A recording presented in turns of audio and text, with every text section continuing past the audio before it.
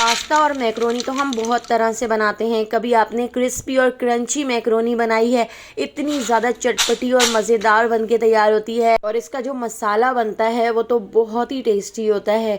तो इस मज़ेदार सी क्रिस्पी क्रंची मैक्रोनी को बनाने के लिए मैंने एक पतीली के अंदर पानी को उबलने के लिए रख दिया है। इसके अंदर हाफ टी स्पून नमक और तकरीबन 2 टेबल स्पून मैंने इसके अंदर ऑयल ऐड कर दिया है।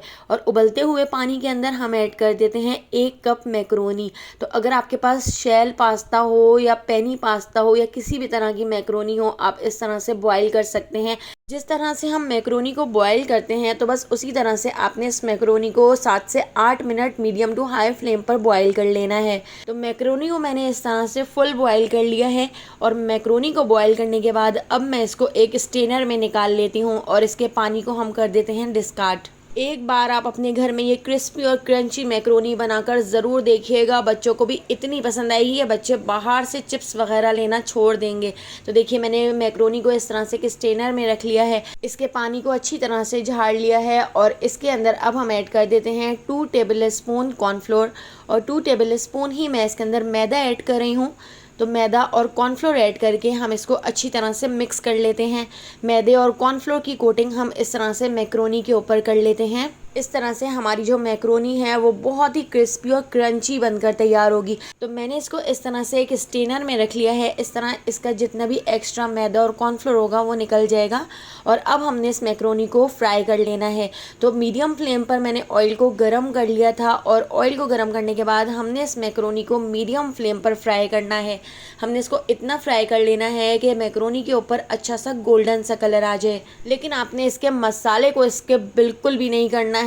इतना चटपटा और इतना मज़ेदार मसाला बनकर तैयार होता है। जो हम मसाले की इसके ऊपर कोटिंग करेंगे तो वो आप एक बार ज़रूर बना के देखिएगा, बहुत पसंद आएगा आपको। तो देखिए, इस तरह से मैंने मैक्रोनी को अच्छी तरह से फ्राई कर लिया है। इस तरह 3 राउंड करके मैंने मैक्रोनी को अच्छी तरह से फ्राई कर लिया है। और मैक्रोनी को फ्राई करने के बाद हमने एक बड़ी प्लेट में निकाल लिया है। तो इसी तरह से हमने दूसरे राउंड को भी फ्राई कर लिया था और सारी मैक्रोनी फ्राई करके मैंने एक प्लेट में निकाल ली है। अब मैं इसका एक चटपटा सा मसाला बना के तैयार कर लेती हूँ। तो हाफ टी स्पून साबित काली मिर्च मिक्सर ग्राइंडर में ऐड कर दी है, 1 टीस्पून आमचूर पाउडर और 1 टीस्पून ही चाट मसाला ऐड कर दिया है। और 1 टीस्पून हम इसमें चीनी ऐड कर देते हैं, 1/4 टीस्पून काला नमक और हाफ टी स्पून सिंपल नमक हम इसके अंदर ऐड कर देते हैं। 1 टीस्पून भुना कुटा ज़ीरा मैं इसमें ऐड कर रही हूँ और 1 टीस्पून ही कश्मीरी लाल मिर्च मैंने इसमें ऐड कर दी है। इससे बिल्कुल भी स्पाइसी नहीं बनेगा, लेकिन मैक्रोनी के ऊपर कलर बहुत अच्छा आएगा। हाफ टी स्पून लाल पिसी हुई मिर्चें ऐड कर दी हैं, 1/4 टीस्पून हल्दी पाउडर ऐड कर दी है।